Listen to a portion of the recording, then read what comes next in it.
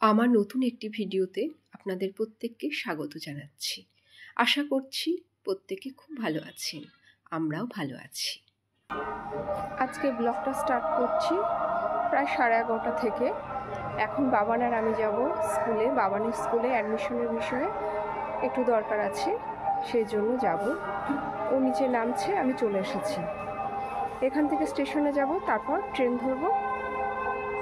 ধরে পৌঁছে যাব দুজন। আর সুবীর এখন একটু সুস্থ, তাই ও একলাই রয়েছে ঘরে।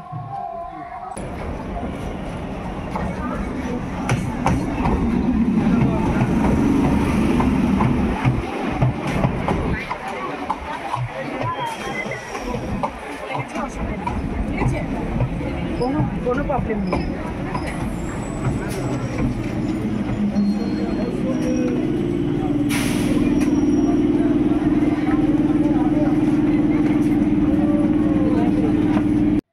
পালপাড়া স্টেশন থেকে 7-8 মিনিট লাগে টোটো করে। আমরা পৌঁছে গেছি। এবার মেন গেট দিয়ে স্কুলের মধ্যে প্রবেশ করব। এখানে শুধু একটা স্কুল নেই, ওই যে সামনে দেখছেন JRS কলেজ অব ল, ওটা ল কলেজ। আর ওপাশে আছে আরও দুটো বিল্ডিং, একটা হচ্ছে DLED কলেজ আর BEd কলেজ, আর ওদিকে প্লেগ্রাউন্ড। আমি যতটুকু এখান থেকে দেখতে পাচ্ছি, ও পাশে তো কখনো যাইনি। যাই হোক, আমরা এবার স্কুলের দিকে যাব। ওই যে দেখছেন সাদা কালারের যে বিল্ডিংটা, ওটাই বাবানের স্কুল। একটু হেঁটে গেলেই সামনে রয়েছে মোটর সাইকেলের স্ট্যান্ড, আর ওপাশে স্কুলের যে ছোট ছোট গাড়ি বা বাস, ওগুলো ভিড়ে রয়েছে। এখানে মেন রোড থেকে অল্প প্রায় 30 সেকেন্ডের মতো পথ, কিন্তু দুপাশে প্রথম যখন ভর্তি করতে এসেছিলাম দেখছি বড় বড় পাট ক্ষেত। দেখে আমার বেশ পছন্দ হয়নি, মনে হচ্ছিল যেন জঙ্গলের মধ্যে স্কুলটা।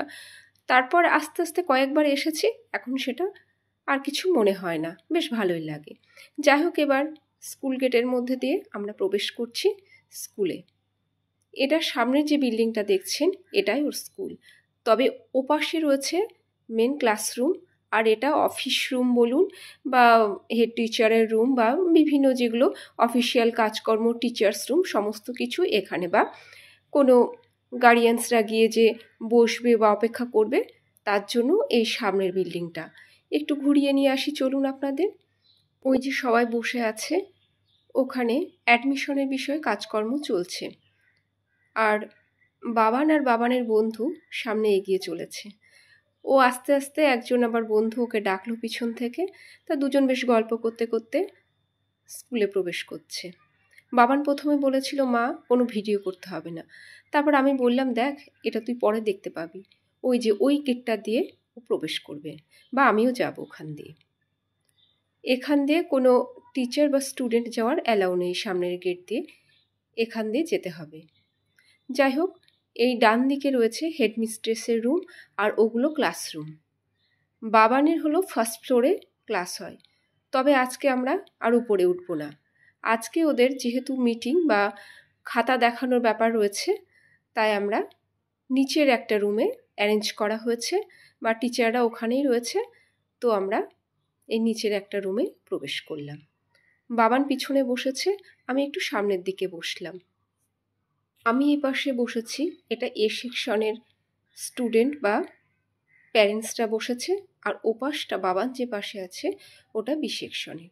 আর ওই যে ওই ম্যামকে দেখছেন, উনি ওদের ক্লাস টিচার, বায়োলজি টিচার। আর ওই টিচারটা যে কি পড়ান সেটা আমার জানা নেই। এটি CBSE affiliated school. Class nursery থেকে 12 পর্যন্ত পড়ানো হয়। স্টুডেন্ট প্রচুর আছে। বাবানকে আমরা ভর্তি করেছিলাম 3 মাস ক্লাস হয়ে গেলে। তবে বাবান কেন্দ্রীয় বিদ্যালয়কে নিজের স্কুল বলে মনে করে এখন। আর স্কুলে খুব একটা বেশি যেতে হয় না, তো ওর জন্য স্কুলের প্রতি যে ভালোবাসা এখনো পর্যন্ত তৈরি হয়নি। জানি না 1 বছর হয়ে গেল, আবার কবে হবে। বাবানের মার্কশিট দেওয়া হয়ে গেছে, আমি নিয়েছি। এরপর ওখানে কিছু রুলস আছে যে এগুলো পড়ে ছবি তুলবে বা ভিডিও করবে। বাবান প্রথমে রাজি হয়নি, আমি বললাম, দেখ, যেই স্কুলের যেটা নিয়ম সেটা করতে হবে। আসলে ও ভীষণ লাজুক প্রকৃতির, তো ম্যাম ওসব পড়িয়ে দিচ্ছে, ও একটু লজ্জা পাচ্ছে। এর আগে অনেক ছেলে মেয়েকে দেওয়া হলো, তো সেটা দেখেছে। প্রথমে ভেবেছিল যে টিচারকে বলে চলে যাব, তারপর টিচার বলছে না, এটা তোমার করতেই হবে, এটাই নিয়ম এখানকার। আমরা স্কুল থেকে বাড়ি ফেরার প্রায় ঘন্টাখানেক পর আমার দিদির জামাইবাবু আর দিদির মেয়ে সুবীরকে দেখতে এলো।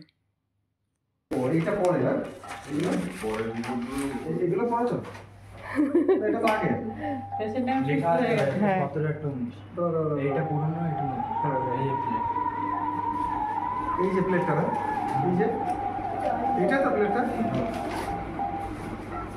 ওইটা সাইডে দিও, আর এইটা আছে এই করে দিও, এই তো প্লেট, এইটা তো এই যে বসানোটাও বোঝা যাচ্ছে, তাই তো? এত বড় বেশ ক্লিপটা, ক্লিপ মতো ডিজাইন দেওয়া। ফাঁকটা হচ্ছিল এই জায়গাটাতে, ধরো এই যে আমরা প্রথমে ভেবেছিলাম এই যে এরকম, এই যে এই জায়গা থেকে জয়েন্টটা, এই তো এইটা দেখা এই জায়গাতে। ও আচ্ছা আচ্ছা, এই পাশে বুঝতে পেরেছি। এইটা ও নিচে জলের কাছে। এখন তেমন ভিডিও করার সময় পাচ্ছি না, যাই হোক যেটুকু পারলাম করলাম। ভিডিওটা তাহলে এখানেই এন্ড করলাম।